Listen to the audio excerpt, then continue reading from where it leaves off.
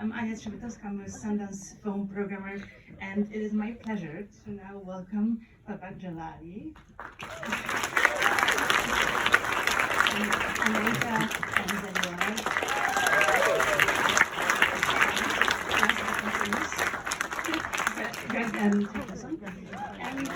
Okay, so we have very limited time apparently, but we're going to do our best to have an interesting conversation. And Babak, first of all, congrats. So I watched this film about a year ago now in our selection process, and I fell in love with it back then, mostly because of its incredible and deep humanity, and the fact that it's a story I haven't seen before. And I would love to start by asking you just about your approach in terms of finding this incredible character and also thinking about a woman, an Afghan woman, in this position, in this particular place and time. And if you can talk a little bit about that, what made you want to tell the story this way? Is it on? Yes. So, Anaita, I got to Oakland for pre-production, and we still hadn't cast the film, and we put out a social media post saying looking for a young Afghan woman, no acting experience required, and also to Afghan community centers around America. And we met quite a few young women, all different states in the States, and most of them were second generation Afghans. And so it was getting a bit scary because we haven't found someone who we liked. And then Anaita sent me an email saying a friend of hers had passed on the information. She said, I'm 22. I arrived I left Afghanistan on one of those evacuation flights when the Taliban returned 5 months ago. I've never acted before, but I'm interested. And we got on a video call, and then the moment I saw her, with just her presence and the way she carried herself, I knew she was the one. But also the fact that her own personal story was not too dissimilar to the character of Dunya. She's not a translator, but she had just arrived. Most of her family were in Afghanistan, and also so I thought I would bring a lot to the role, and luckily for us, it did. And the fact that she'd never acted before wasn't too much of an issue. My previous films, I've mainly worked with non-professionals, and which doesn't mean that it always ends up well, but she was very, very special. She definitely is. Congrats again. It's a fantastic part, and the fact that it's your first role is incredible. When we were watching the film and selecting it for the festival, we were also just thinking about your collaboration and how your ensemble casts came together, how you two worked together, for example. Your scene together, brilliant. And it seemed like you could have been rehearsing this for months, but apparently that wasn't quite the case. Can you talk about your collaboration? No, we didn't rehearse at all, and it was interesting because usually when I do acting work, because I'm generally a comedian, when I do acting, it tends to be improvised dialogue that works for me. And a few minutes in, I realized I can't just improvise. I've got to stick to the script because it's going to throw her off because she was new to the English language. And it made me work harder in a way that was really fun. And I found her so inspiring as an actress, and playing against her, it really shook me up in a really positive way. It was just a great experience. It was fun and moving and emotional, and it was just a beautiful experience for several days. Of us sitting up there in this fake psychiatrist's office, just talking to each other day after day. It was fantastic. Thank you so much. Yes, thank you all for coming today. My name is Anaita Walizada. I came on one of those flights on August 2021. As Babak said, I reached out to him and we had conversation, and I didn't know about any other actors when I came, and then I met all of them, and I think it was the opening day. Yeah, Yeah, some of them, yeah. her first scenes were with Jeremy Allen White, so she was thrown in at No big deal. Yeah, my first scene was with Jeremy, and I didn't know he worked for many years and have experience, and also Greg. But I really appreciate their.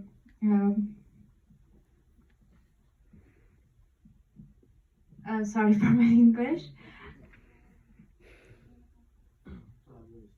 Yeah, for their collaboration, and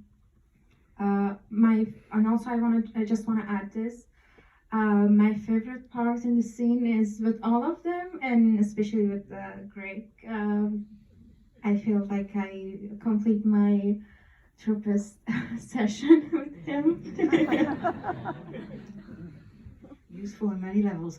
Vivek, can you talk a little bit about your co-writing process? Because this was the first time you actually co-wrote something, right? Can you talk a little bit about that? Because I recognize your humor from your previous films, but I'm curious how your writing process was affected by Camilla. Carolina, sorry. Yeah. It was me and Carolina had worked together. I edited her film Amanda, which came out here a month ago. It was very. We didn't sit down behind the computer and just go back and forth. We knew the story, let's say, the outline of the story, and then we came up with scenes. A lot of the interesting stuff, probably, let's say, she's very good with dialogue. She's very, in a very weird, savant way. She's actually crazy good with dialogue. So and I, let's say, was more wary of going over the top on certain things. So I was like reining it in. So she started over here, I reined it in, and then we met in the middle, kind of thing. But no, it was very natural and easy, and we did a few trips to the Bay Area together to see locations, meet translators, and things like that. And even while we were still in prep, we were changing some parts of the script. She in Italy, me in Auckland, and And in terms of the place itself, Fremont, did you know about Fremont before in terms of the translators being there in the way that they are? No, I had no clue Fremont existed. I made my second feature film. I also made in the Bay Area, Radio Dreams, and that was shot in Berkeley and Oakland and San Francisco. And in most of my films, my shorts or features have had an Afghan character or element or storyline in them. And in Radio Dreams, there's an Afghan rock band, Couple Dreams, and they told me, yeah, Fremont, just around the corner, it's home to the biggest Afghan population in America. And so I went there to eat Afghan food. Say again. I think it was just a laugh. Oh, sorry. I thought you mentioned a restaurant or something. No, and then Do tell, we trust her. they have fun. It's very nice. But it's no. So and then I met some translators there, and then and I saw the Afghan community, met with the Afghan community there. I'm Iranian, not Afghan, but with a large population of the Afghan population, we share language and cultural traditions and shared history. And my interest in Afghan people started like out of pure guilt, essentially, and shame, out of how us in Iran treated our Afghan population, which is very large. And so I've always had a keen interest in Afghan culture.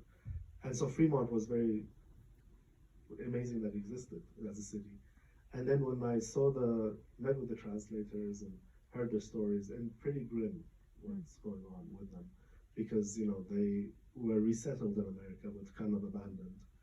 And but most of the ones I met or read about were men, but I knew there were female translators too. And one thing that always ticked me off was that representation of Afghan women in media and in cinema has solely focused on the oppression, which is real. I'm not denying that, but there's much more. The Afghan women I've met in my life in Iran or outside have always been very independent, very powerful, have a sense of agency. But we seldom saw that. So that's how we kind of decided that the main character should be a woman. And it's not a victim story, which I really also appreciate about your approach. And also, by the way, just so you know, that the screenwriter joke, the writers having behavioral issues, that got a big laugh here. So you have a lot of people who understand that very well.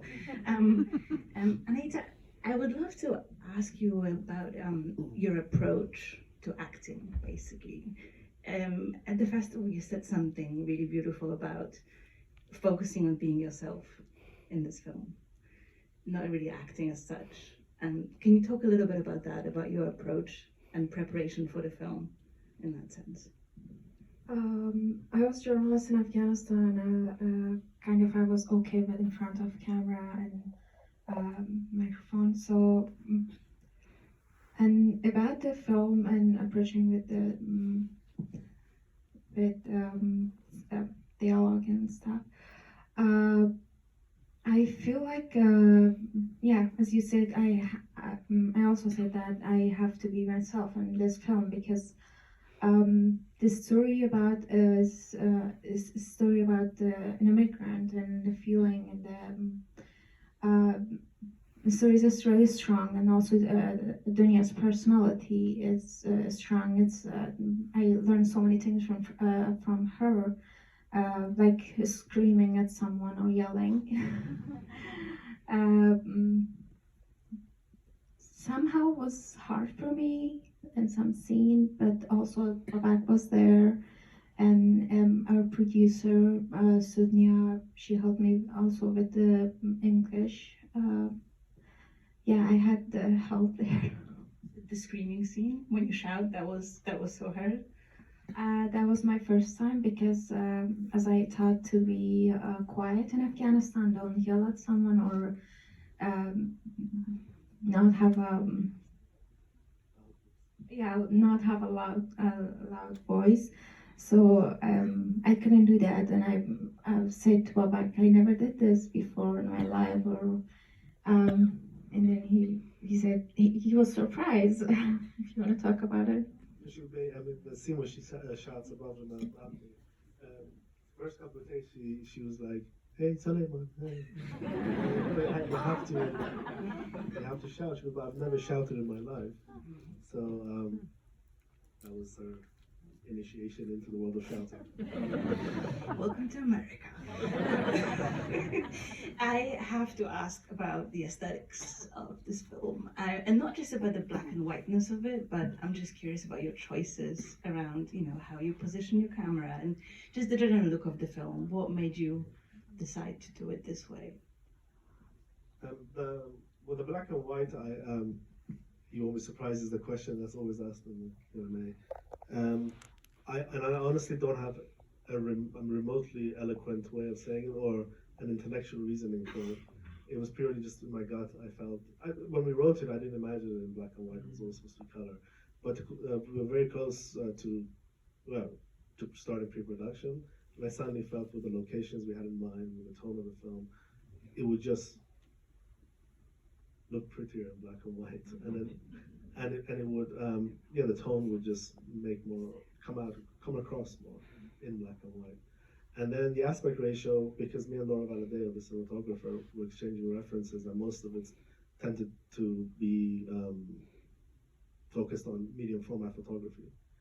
And generally, it's not too dissimilar to the style of my other films in that way, but in this instance, I felt with that aspect ratio as well, it helped to isolate the character more, in a sense, and that's the I mean, it's beautiful. I feel like Loneliness also looks much prettier in black and white. So, like Jim Jarmusch. Greg, I don't want you to get bored over there. So I'm we good. haven't- I like hearing all this. I feel like that makes sense. But I am curious also about your involvement. This is not your typical role. I mean, in a way, it is because it's there's an amazing amount of humor in there. There's beautiful humor. But I'm curious, how did you come across this project in the first place? What made you want to do it? Well, Babak sent me the script and seemed to be familiar with what I did and seemed to think it would work, which is very flattering. And so I talked to him, and I was basically like, "Are you sure?" But I thought the script was so fantastic that it was definitely something I wanted to do, and I knew it would be something very different, which is always a big motivator for me. And then I think there's a lot of things about this that are similar themes to stuff that I do my own, just a different setting, a different type of story, And so I really related to it pretty quickly and thought it would be the right thing to do. It's kind of funny though. It's almost like Donya's story of being a stranger in a strange land. It almost felt like that was what I was experiencing working on a film like this instead of the, ironic comedy stuff that I might usually be involved with. So I like that though. It's kind of a thrill. And the thing is, like, I've been a huge fan of Greg's work for many, many years. And of course, I'd never met him before. He got the script. And we had a phone call. I was in London, and he was here in LA to speak about the script. And I was very nervous, not because I'm talking to someone who's working I admire, because I was terrified, because I thought it'd be incredibly intimidating and scary, because of some of the characters he has he has played. And I thought maybe he's not too different to those people. But in reality, it was very, very different. Very calm and not real frantic. Well, thank you. How are we doing on time? Are we okay still? Okay. So, I've been thinking quite a lot about the immigrant experience and the fact that a lot of the time there's a lot of guilt involved, one way or another. There's this level of feeling really grateful for being in this place that you wanted to be in, but also feeling really sad and guilty about all the things that you left behind and what doesn't feel familiar. So it's just like you're being torn in many different places, and this is what this film captures so beautifully. And I think you have a very special way of addressing that. So that makes it more, I think, easier for people to identify with, regardless of where you come from. And can you talk a little bit about how that story shaped, in the sense of, like, for example, why the factory? Like, how did that come about too? Well, I mean, obviously, there's a lot of films about immigrants or displaced people, very much in the realms of social realism and things like that. And a lot of those films I actually really like. But one thing about them is that they kind of put the onus of the focus on the audience to pity the character. So you kind of watch 90 minutes of misery and you feel sorry for the person, and then you go home. But I don't know, I felt with this tone of style, it would be, the character becomes more human, more, you see, I don't know, in my mind at least, a 22-year-old from Afghanistan, at the base, I mean, at the roots of it is no different to a 22-year-old from Canada or Mozambique or El Salvador or Iran or Indonesia, wherever. So you just want some peace and quiet. You want to have something to do the next day, and hopefully some companionship. Everything else is a bonus for anyone really in life. And I think by showing it in this way, whether with showing the absurdities of the situation, I felt would allow for her to not become more human, to be looked at by the audience as more relatable human being, rather than just a victim like that. the fortune cookie factory. Me and Carolina went to visit a fortune cookie factory as tourists, and I, being a director, kind of saw it in a very superficial way. Oh, this would look beautiful on film. They use the same machinery they've used for 2 generations. But then Carolina said, actually, if we think about it, the film is about the ideal possibilities, and fortune cookies often allude to possibilities. They seldom, promise glory or anything like that. They often have a lot of nonsense written in them, but sometimes there is some golden nuggets that makes you wonder and think. But it's always about the idea of possibility, and that's what the film is essentially about. So having her work there and be given the responsibility to give other people a notion of the possibilities. Give them hope. And on that note, I know we have to wrap, but one last thing, Anahita, I would love to ask you about how you see this film, because to me it's a message not to leave Afghan women behind, and I would love to hear how you see this in terms of what you'd like for people to be left with in that respect. We in Afghanistan, we worked for 20 years, men and women, to have freedom, woman rights, human rights. These 20 years was the time I grew up, and I saw so many things like explosion stuff, and it built me, it made me to be strong. When I left Afghanistan, it was not easy for me to see my people on the street, and when one explosion, 250 human died in Afghanistan in the 26th or 27. It's easy to tell